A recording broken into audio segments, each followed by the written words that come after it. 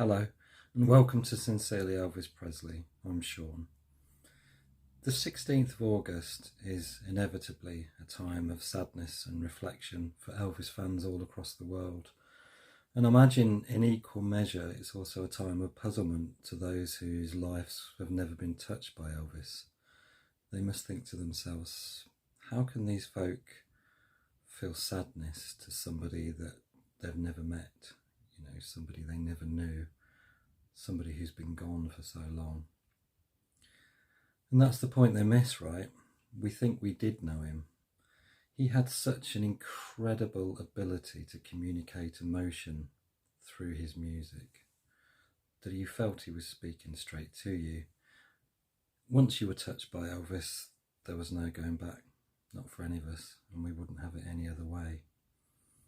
I was lucky enough in 2002 to visit Memphis and Tupelo for the 25th anniversary of Elvis's passing. And there was a lot of media attention at the time. Not only was it the 25th anniversary, but there'd also been the global smash hit, A Little Less Conversation. So there was a lot of media attention. And while we were in Tupelo, I was interviewed by a TV crew. No idea if that footage ever saw the light of day. But they asked me why Elvis? Why is Elvis so special to you? And it was an easy enough answer to me. I talked about Elvis's honesty, the ability he had to communicate through his music. You felt like he was singing directly at you, and you felt like he felt every word himself. He believed every word himself. There was something visceral about that communication you had. It touched you. It touched you in a way nobody else could ever touch you. Nobody else has ever had that ability. That ability to interpret a song, to get beneath its skin and live it. It was an incredible talent and something incredibly powerful. And as I said, I think we would all agree, once you were touched by Elvis, that was it. You were in for life. And what a ride. What a ride. I guess it's that old adage, isn't it?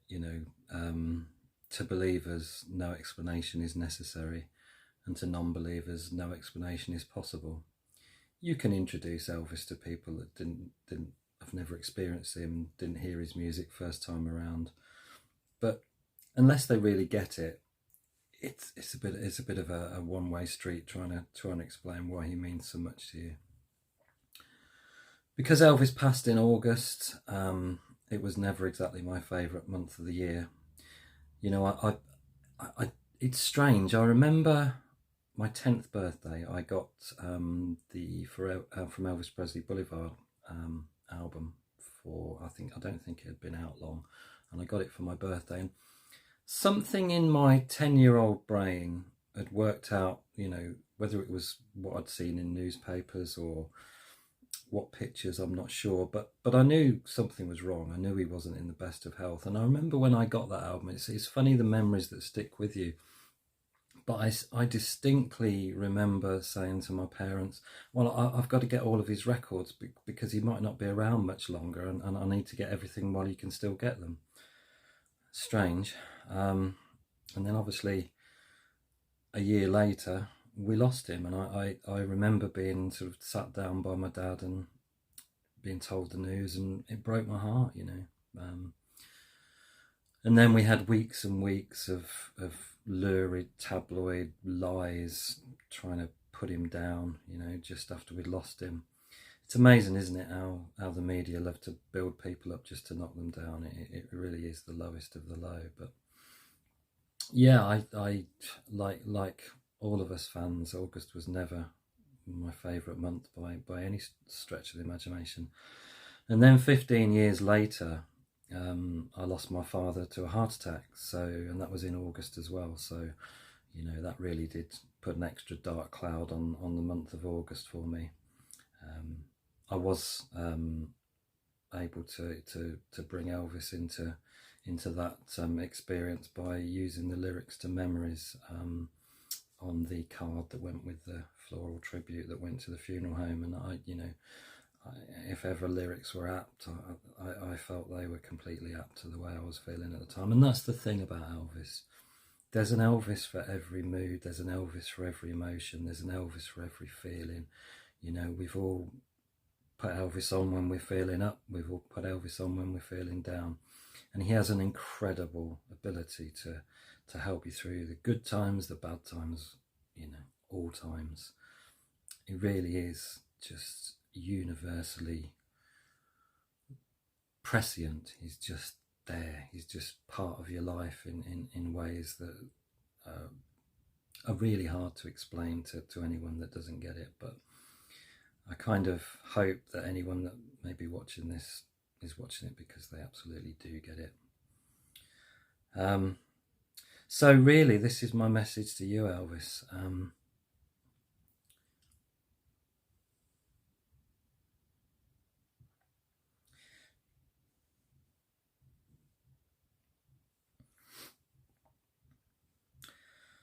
It's a shame you never realised just how much you were loved, and I'm sorry. This is the crazy thing, isn't it? After all this time, it's a shame that you didn't know just what you meant to people and that you thought you'd be forgotten. Absolutely amazing to think that you could have thought that and not comprehended what you meant to us. But you know, I guess it was a lot to take in from a poor humble boy from Tupelo to realise that you'd changed the world. And you did change the world, no question about it. The term iconic has become completely overused in modern terminology. You know, it can be applied to anything from some daytime TV presenter of a TV show. Well, they're iconic. No, they're not. But Elvis, you were the true definition of icon. You changed the world forever. You enriched lives, and 47 years later, you know, your flame is burning brighter than ever. I'm sorry. I didn't think it'd get me like this, but you know, when you're talking about it, it just does. But yeah, I mean, think about it. Just here in the UK, we've had an exhibition that's been extended, 3 times now. Product featuring your name and image just spills out every day. More and more things are released. There's an insatiable appetite to get our hands on anything to do with you. It really is quite a huge legacy, and something that, you know, I hope, had you known it, you'd be really proud of. You know, we've got some virtual AI experience in London later this year. Don't know what form that will take, but it just goes to show that you haven't gone away in any way, shape or form. Your flame is burning stronger than ever among all of us. And I want to say thank you.